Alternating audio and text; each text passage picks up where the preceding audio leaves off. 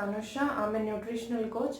So today వచ్చి మనం hyperthyroidism గురించి brief info తెలుసుకుందామండి. So in the previous videos I have discussed about thyroid, what is thyroid and what causes thyroid and what are the symptoms of thyroid. So ఈ వీడియోలో వచ్చి మనం hyperthyroidism గురించి తెలుసుకుందాం.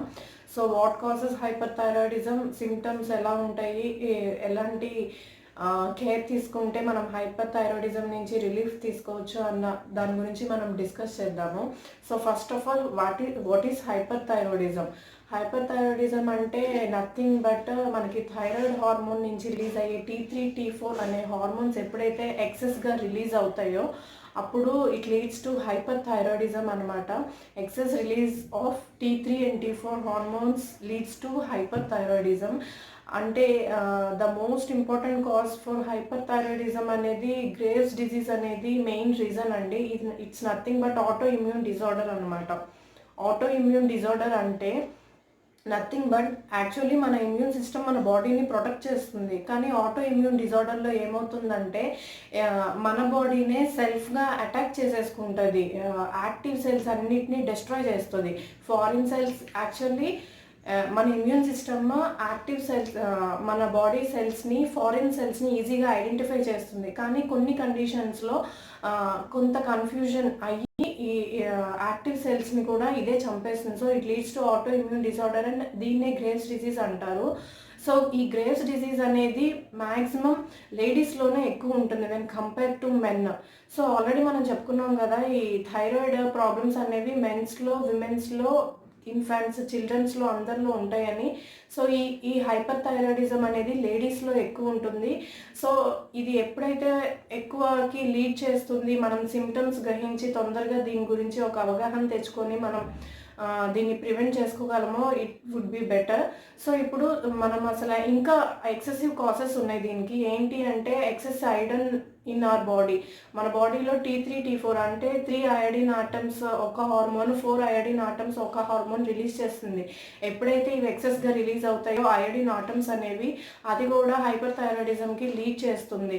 ఇంకా ఒక్కొక్కసారి థైరాయిడ్ గ్లాండెస్ వెళ్ళైపోయి ఆ హార్మోన్స్ అనేవి బాడీ అవుటర్ పార్ట్స్లోకి వచ్చేస్తాయి. సో అది కూడా హైపర్థైరాయిడిజంకి లీడ్ చేస్తుంది. సో నెక్స్ట్ వచ్చి ట్యూమర్స్ ఫామ్ అవుతాయండి ఓవరీస్ మీదను, టెస్టిస్ మీద మెన్స్కి అయితే. సో ఇవన్నీ కొద్దిగా మనం టెస్టుల ద్వారా మనం వీటన్నిటిని తెలుసుకోవచ్చు, మన కండిషన్ సివియారిటీ ఎంత ఉన్నదన్నది. తర్వాత హైపర్థైరాయిడిజం సిమ్టమ్స్ ఎలా ఉంటాయి అంటే ఎలాంటి ప్రాబ్లమ్స్ ఫేస్ చేస్తారు. మెయిన్లీ మనకి మెటబాలిక్ రేట్ పెరిగిపోతుంది. ఫస్ట్ ఆఫ్ ఆల్ మన body metabolic rate, energy levels అనేవి మారిపోతాయి. సో ఇదనేది ఎప్పుడైనా సరే హైపర్ మెటబాలిక్ రేట్ అని అంటారు దీన్ని. ఈ కండిషన్లో ఏమవుతుందంటే షేకీ హ్యాండ్స్ బాగా షేక్ అవుతాయి చాలామందికి. ఈ కండిషన్ కొంతమంది నరాల వీక్నెస్ అనుకుంటారు, కానీ హైపర్థైరాయిడిజంలో ఇది one of the reason, hands shake అవ్వడం. తర్వాత బ్లడ్ ప్రెషర్ లెవెల్ అనేది బాగా ఎలివేట్ అయిపోతుంది, అంటే పెరగడం కానీ తగ్గడం కానీ జరుగుతుంది. తర్వాత ఇరెగ్యులర్ హార్ట్ బీట్స్ ఉంటాయి. హార్ట్ బీట్ బాగా ఎక్కువ కొట్టుకోవడం కానీ తక్కువ కొట్టుకోవడం కానీ. తర్వాత స్లీప్లెస్నెస్ ఉంటుంది, నిద్ర పట్టదు చాలామందికి. తర్వాత రెస్ట్లెస్నెస్ ఉంటుంది, ఊరికే టైర్డ్ అయిపోతారు. తర్వాత నర్వస్నెస్, నరాల వీక్నెస్ వచ్చేస్తుంది. సో నెక్స్ట్ హైపర్థైరాయిడిజంలో కామన్ సిమ్టమ్స్ ఏంటంటే ఫ్రీక్వెంట్ బౌల్ మూమెంట్స్ ఉంటాయండి, అంటే స్టమక్ ప్రాబ్లమ్స్ వస్తాయి. తర్వాత వెయిట్ లాస్ అవుతారు. ఇది ఏంటంటే అన్ఇంటెన్షనల్ వెయిట్ లాస్, అంటే వెయిట్ లాస్ అవుదామని అనుకోకపోయినా ఈ హైపర్థైరాయిడిజం వల్ల ఊరికే బరువు తగ్గిపోవడం జరుగుతుంది. ఈ బరువు తగ్గిపోవడం వల్ల మనకి ఇంకా ఏంటంటే కాసెస్ ఉంటాయి. అన్ఇంటెన్షనల్ వెయిట్ లాస్కి ఏంటంటే ఓరల్ అల్సర్స్ వస్తాయి, తర్వాత కోల్డ్ ఫ్లూస్ వస్తాయి, నెక్స్ట్ వచ్చి డిప్రెషన్, తర్వాత డయేరియా, ఇలాంటి కండిషన్స్ కూడా కామన్ ఈ కండిషన్స్ ఉంటాయి అన్ఇంటెన్షనల్ వెయిట్ లాస్లో. పైగా మీకు అపెటైట్ పెరుగుతుంది, ఏంటంటే ఆకలి పెరుగుతుంది కానీ వెయిట్ లాస్ ఊరికే అయిపోతారు. ఆ వెయిట్ లాస్ అనేది అలా జరుగుతున్నప్పుడు కొంచెం కేర్ తీసుకోవాలి, మీరు ఎందుకు జరుగుతుందా అన్నది గ్రహించి you have to take precautions.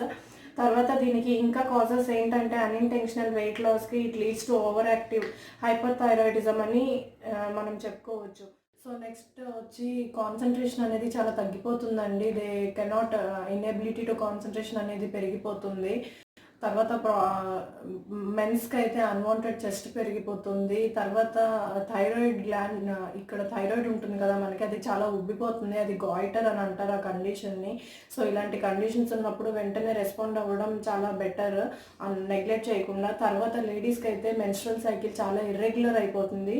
అది ఏంటంటే మెన్స్ట్రల్ సైకిల్ అయితే చాలా ప్రొలాంగ్ అయిపోతుంది, లేదంటే రావటం ఆగిపోతుంది.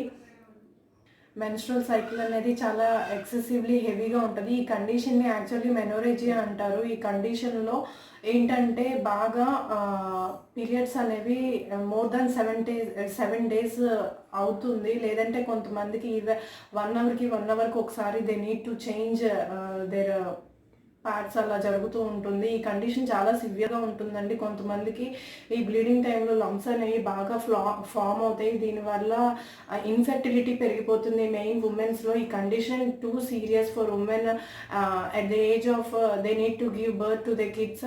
సో ఇలాంటి కండిషన్లో ఈ థైరాయిడిజం అనేది, పీసీఓఎస్ ప్రాబ్లం అనేది చాలా సీరియస్గా లీడ్ చేస్తుంది.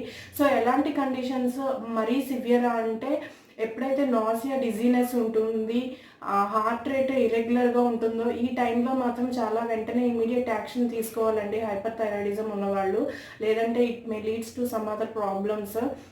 ఈ లంప్స్ అనేవి ఎప్పుడైతే మనం కరెక్ట్గా ప్రికాషన్స్ తీసుకుంటామో అప్పుడు they cannot lead to cancer stage అనమాట. కొంతమందికి ఈ లంప్స్ అనేవి క్యాన్సర్ స్టేజ్ కూడా లీడ్ చేసే ప్రాబ్లం ఉంటుంది. అంటే గెడ్డలని చెప్పాను కదా, ఓవరీస్ మీద, టెస్టిస్ మీద ఉంటాయని. Not too dangerous. ఎప్పుడైతే మనం మన ఈటింగ్ హ్యాబిట్స్ కానీ మన లైఫ్ స్టైల్ కానీ చేంజ్ చేసుకొని ప్రాపర్ మెడికేషన్ తీసుకునే వాళ్ళు తీసుకుంటారో ఇట్ కెన్ బి హెల్ప్ఫుల్.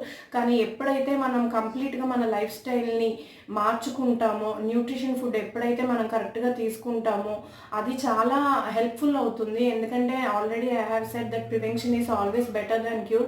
ఏది రాకముందు మనం జాగ్రత్త పడడం చాలా మంచిది. ఏదన్నా వచ్చినాక దాన్ని తగ్గించుకోవాలంటే ఎన్ని ప్రాబ్లమ్స్ ఫేస్ చేయాలో ఆల్రెడీ చేస్తున్న వాళ్ళకి అర్థమవుతూ ఉంటుంది. సో మీకు న్యూట్రిషన్ గురించి కనుక ఏదైనా సజెషన్స్ కావాలన్నా, మీకు డైట్ ప్లాన్స్ కావాలన్నా, you can contact me undoubtedly with my links I have shared in description.